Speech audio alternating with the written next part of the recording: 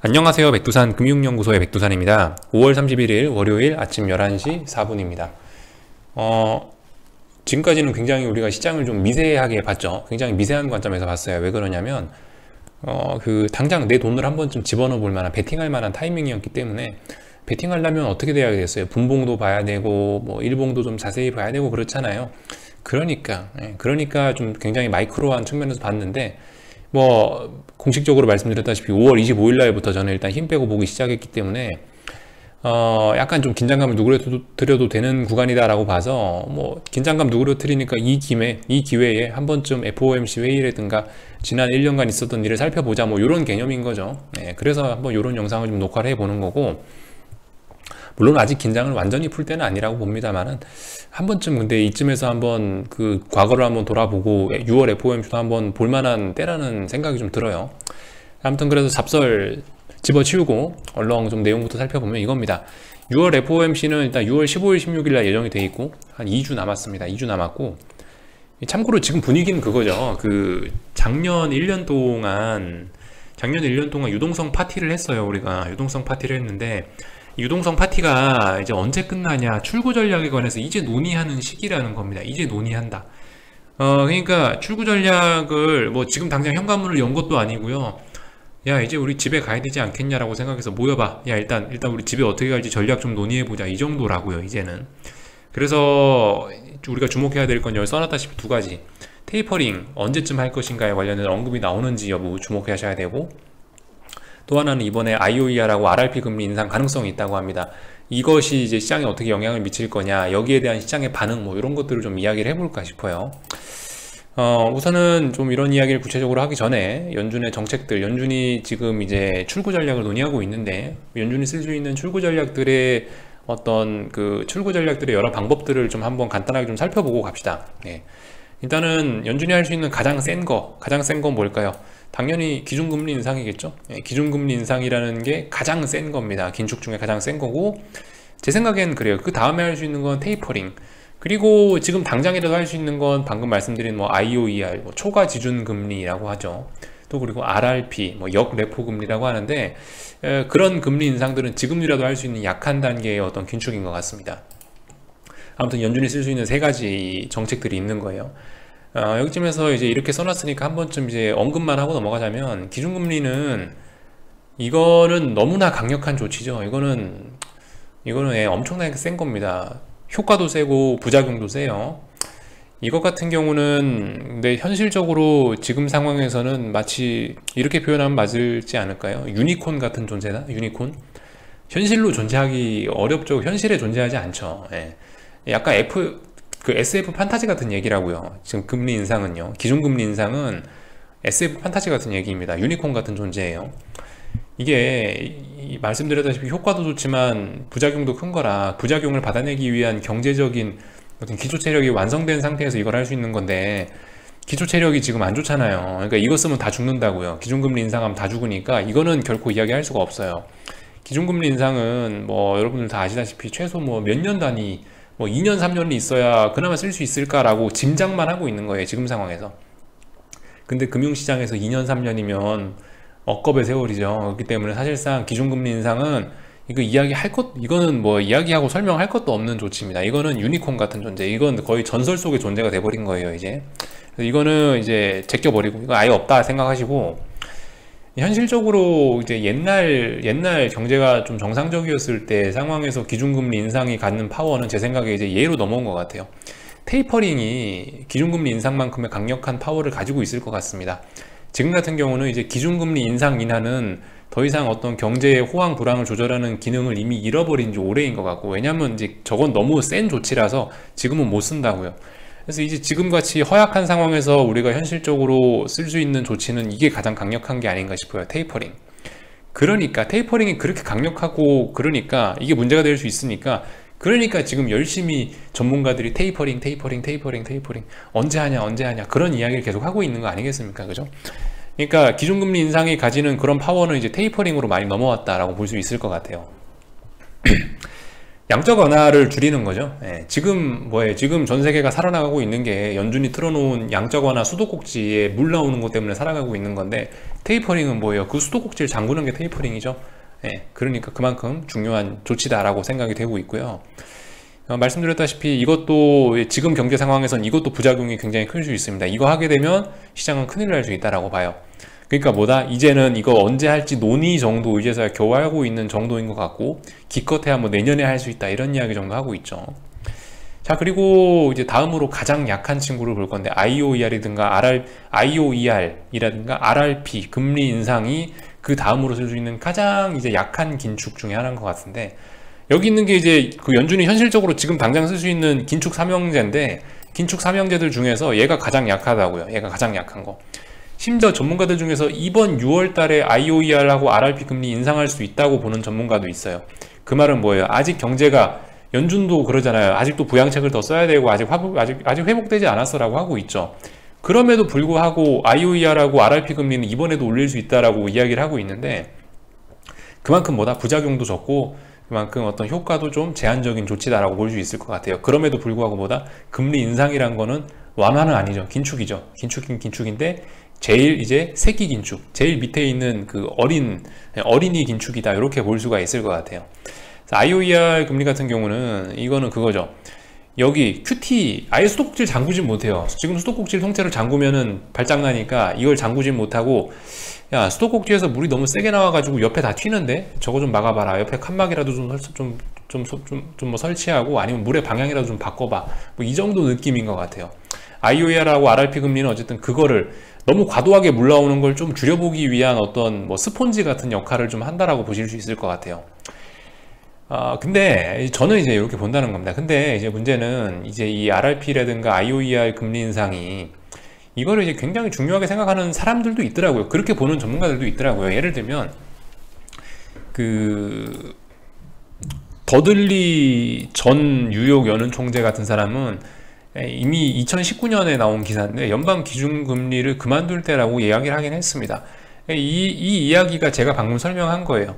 이게 지금 경제 상황이 맛이 가가지고 이제 기준금리라는 그런 강력한 조치를, 기준금리 조정이라는 그런 강력한 조치를 쓸 때는 이미 지난 것 같아. 이제 우리는 IOER 조정을 통해서 미세 조정을 할 수밖에 없는 그런 단계로 온 것 같아. 그러니까 IOER에 초점을 맞춰야 돼. 그러니까 이거 굉장히 중요한 거야 라고 보고 있는 게 이 사람인데, 아무튼 이렇게 중요하게 보고 있는 사람도 있다. 근데 제 생각에는 그렇다.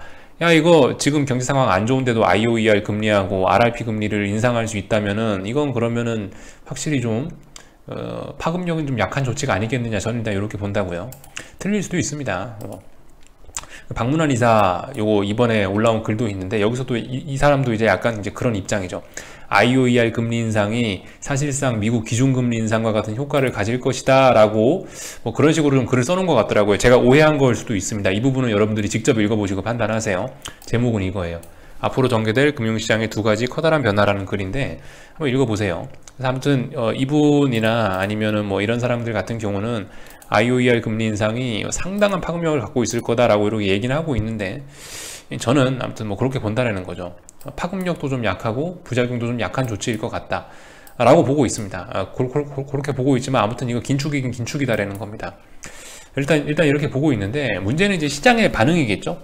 저런 조치를 취했을 때 주식시장이 어떻게 움직이냐 일 것 같은데, 일단 이 정도 이해를 해놓고 이제 주식시장을 좀 잠깐 보도록 하겠습니다. 지금까지는 우리가 항상 요만큼만 봤죠. 선물 일봉 요만큼만 봤는데, 조금 좀 크게 볼게요. 편의상 주봉으로 보겠습니다. 자, 여러분들 주봉을 이렇게 딱 보시면요, 주봉을 보시면 작년 11월이죠. 작년 11월부터 해서 일단 이렇게 올랐어요. 이건 아침 영상에도 살짝 얘기해서 감을 눈치채신 분들이 있을 수 있겠지만은, 다시 이야기하자면 아무튼 11월 달부터 이렇게 많이 올랐어요. 여기서부터 이까지 오른 거에 대한 조정이 지금 기간 조정으로 이루어지고 있다는 게 일단 1번이고요. 그리고 여기까지밖에 안 내려왔다는 게 일단 2번으로 우리가 생각해 봐야 될 겁니다. 생각해 봐야 될 점입니다. 와, 이게 이렇게 급하게 올랐는데 기간 조정으로 끝나네? 와, 기간 조정도 여기까지밖에 안 내려오고 끝나네? 뭐 피보나치 아시겠죠? 여러분들 피보나치 해보면 아마 뭐 38%도 안 되돌린 것 같아요. 한 30%대에서 지금 조정이 끝나는 모습이에요. 물론 뭐 아직 이거 넘어가야 조정이 끝났다고 이야기할 수 있겠지만, 아무튼 그런 모습입니다. 그러니까 이런 모습으로 봤을 때는 전 그래요. 이게 지금 이러한 긴축이 지금 어쨌든 긴축이잖아요. 긴축하려 그러는 거잖아요. 이러한 긴축들이 실제로 이게 이제 주식시장을 이게 실제로 어떤 부담이 됐었다면은 이 주식시장 이미 제 생각에 여기쯤에 와 있어야 될 것 같아요. 이미 테이퍼링 이야기하고 뭐 IOER이라든가 이런 이야기 하면은 긴축에 대한 보통 그래요. 지금까지 어떤 뭐 조치를 시행한다라고 하면은 지금까지 역사적으로 이렇게 쭉 보면은 이 긴축 이야기 나오면은 그 전에 선제적으로 먼저 다 빠졌었거든요. 근데 지금 그런 긴축 이야기에도 불구하고 지금 이렇게 버티는 거거든요. 그렇게 되면은 제 생각에 지금 현재 11시 14분 이 그림에서 봤을 때는 제 생각엔 그렇다고요. 제 생각에는 이렇게 되면은 이런 조치가 나오고 나면은 오히려 더 시장 한번 더 위쪽으로 슈팅 시키려는 의도가 좀 있는 것 같다라고 생각이 듭니다. 이렇게 긴축 냄새를 풍기고 그랬음에도 불구하고 선제적으로 빠지지 않았다라는 거는 일단 한번 더 올라가려는 것이 아닐까라고 이렇게 판단을 하고 있어요.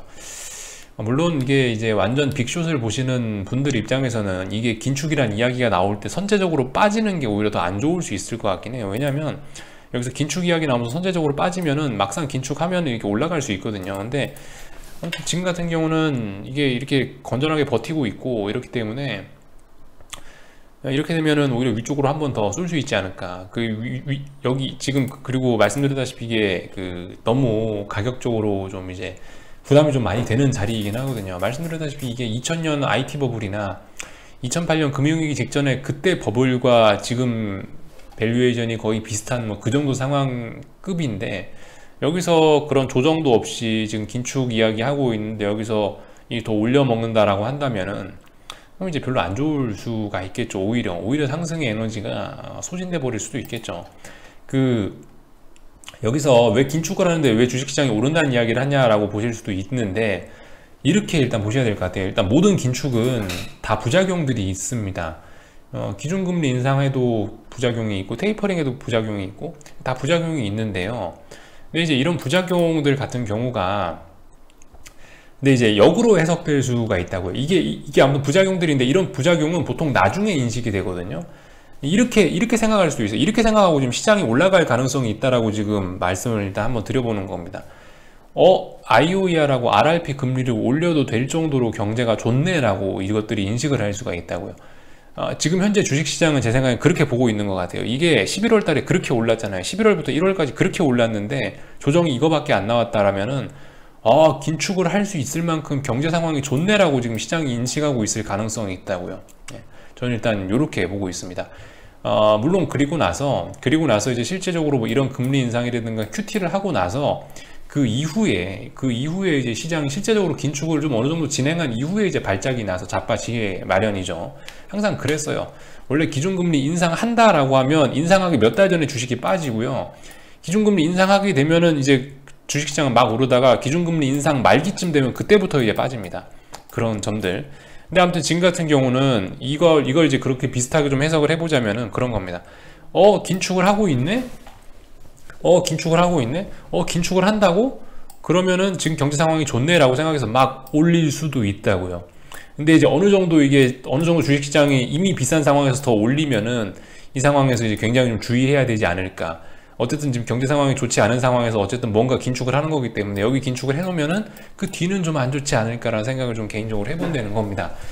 이게 물론 그 뭐 슈팅이 나올지 뭐 진정한 상승이 나올지는 알 수 없죠. 사실 이런 부분은 이제 제가 굉장히 조심스럽게 이야기해야 되는 게 맞긴 맞는데 아무튼 지금까지 이미 주식시장이 상승했던 게 좀 너무 폭이 좀 과한 측면이 있어서 지금 뭐 이런 식으로 생각해서 지금 주식시장 반응이 여기서부터 이렇게 많이 올랐는데 이거밖에 안 빠졌는데 금리 인상 한다라고 해서 좋다고 봐가지고 얘가 올라간다라고 해봐야 얼마 못 오를 것 같다라는 생각은 하고 있는데 아무튼 어디까지 올라갈지는 일단 모르는 겁니다. 올라간다라고 한다면요. 아무튼 그래서 그런 점들 생각하셔가지고 솔직히 뭐 어떻게 될지 모르죠. 하여튼 그래서 그런 신호들 얘가 이제 위쪽으로 올라갈 거냐 아니면 여기서 꺾일 거냐 여전히 정해지진 않았어요. 말씀드렸다시피 아직 그 불씨가 완전히 꺼지진 않았어요. 그죠? 왜 불씨가 꺼지지 않았냐고 보냐면은 430이 여기잖아요. 지금 이제 주봉상에서 보는 그림입니다. 주봉상에서 선물이 430을 장대양봉으로 안착을 해버리면은 그렇게 되면 이제 제가 방금 전에 얘기했던 긴축이라는 걸 경제가 이 긴축을 받아줄 만큼 좋구나라고 인식을 해서 이 슈팅하는 그런 게 될 수 있다고요. 이 430을 돌파한 척하면 주봉상으로. 근데 아무튼 아직까지 430을 돌파하지 못하고 있죠. 근데 지금 꼬라지를 보시면 430에 있는 매물을 소화하는 과정이긴 합니다. 아무튼 430을 기준으로 해서 이번에 430 돌파한 척하면은 제가 방금 말씀드린 시나리오대로 긴축할 만큼 경제가 좋네라고 하면서 올라갈 수 있는 거고, 반면에 이제 여기서 어떻게 해서 기적적으로 이제 여기서 만약 밀려서 내려온다라고 하면 또 싼 고점이 될 수 있는 거죠. 아무튼 시나리오는 두 가지 다 생각을 해 놓으시고, 주봉 단위로 보실 분들은 뭐 430을 이제 결과적으로 돌파한 장 하느냐 못 하느냐를 구경하셔도 뭐 괜찮을 것 같긴 해요. 그래서 아무튼 6월 달에 이런 조치들이 시행될 가능성이 높거든요. IOER하고 RRP 금리 올라갈 가능성이 있고, 테이퍼링 언제 할지 이야기가 나올 수 있는데 시장의 반응은 극단적일 수 있다. 이거 긴축을 할 수 있을 만큼 경제가 좋다라고 인식해서 430 돌파한 척하면서 이 몇 개월 동안 5개월 6개월 동안 기간 조정했던 거를 위쪽으로 힘을 뿜어낼 수도 있는 거고, 반면에 진짜 그냥 순수하게 야 지금 상황에서 긴축을 한다고? 그럼 우리 다 죽는 거야 라고 하면서 430 못 넘어가면서 여기서 밀리면서 여기서 이제 그냥 쏟아져 버릴 가능성도 열려 있다는 겁니다. 그래서 이게 말씀드렸다시피 이게 우리가 상식적으로 생각하는 거하고 시장이 어떻게 받아들이고 어떻게 반응할지는 다른 문제거든요. 지금 이 IOER 금리하고 이 테이퍼링 관련된 이야기에서 긴축이라는 이야기가 나오긴 나올 건데, 분명히 6월 달에 여기에 대해서 이제 시장이 어떻게 반응하냐에 따라서 우리가 잘 대응을 해줘야 되겠다라는 생각이 들긴 듭니다. 아무튼 뭐 코스피를 놓고 말씀드렸고, 그래서 아무튼 430을 놓고 잘 봐야 되지 않겠냐라는 생각이 좀 들고 있습니다. 아무튼 여기서 이게 위쪽으로 올라간다라고 하면 지금 이렇게 상승했자라고 해서 여기서부터 여기까지 올랐던 거 그대로 요만큼 더 올라야 되는데, 현실적으로 이건 좀 부담스러울 것 같아요. 진짜 그렇게 오른다고 하면 이제 2000년 IT 버블로 가는 거거든요. 그렇게 오르는 거거든요. 그게 될까라는 생각을 좀 개인적으로 좀 하고 있긴 해요. 물론 지금까지 주식시장은 정말 뒤통수를 강하게 후리는 방향으로 다 진행되어 있기 때문에 설마라고 하는 부분이 대부분 다 진행이 되긴 됐는데, 모르죠. 뭐 이번에도 또 진행이 될지 안 될지. 하여튼 저는 잘 모르겠습니다. 지금 일단 말씀드렸다시피 그런 긴축이란 요소들이 진행이 되긴 될 거고, 그런 엄청난 재료들이 있고, 이런 재료들을 가지고 지금 시장이 어떻게 요리할 것인가. 근데 지금까지 6개월 동안의 흐름을 보면은 일단은 얘는 위쪽으로 더 올라가려고 하는 모습이 일단 있는 것 같다라는 거. 내려올 거면 진작에 내려왔어야 되지 않냐라는 생각입니다. 그죠? 지금 말씀드렸다시피 여긴 이 주봉, 이 양봉이 중요한 건데, 이 양봉의 지금 절반 자리 아래쪽으로는 잘 내려오지도 않잖아요. 그죠? 이 430 부분에 어쨌든 매물을 소화하고 있는 과정으로 보인다는 겁니다. 물론 지금 현재 시간으로 그렇다는 겁니다.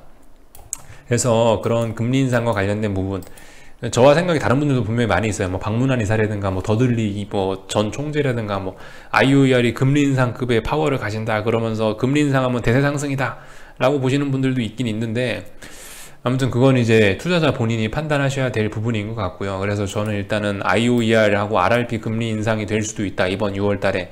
그리고 방금 전에 말씀드렸던 테이퍼링 이슈 언제 나오냐, 긴축에 관련된 냄새가 굉장히 강하게 풍겨질 수 있으니까 이걸 재료로 해서 결과적으로 지금 5개월 동안 박스권이고 기간 조정이 나오고 있는데, 이게 이제 쌍고점을 만들면서 꺾이느냐 아니면은 위쪽으로 한 번 더 엄청난 슈팅을 또 보여줄 것이냐, 거기에서 우리는 잘 판단해야 된다, 이런 이야기를 좀 드리고 싶은 겁니다. 다만 지금 금융시장의 5개월 동안 코스피의 움직임을 보면 기간 조정이죠. 기간 조정이란 이야기는 더 올라가겠다라는 모습이긴 한 것 같아요.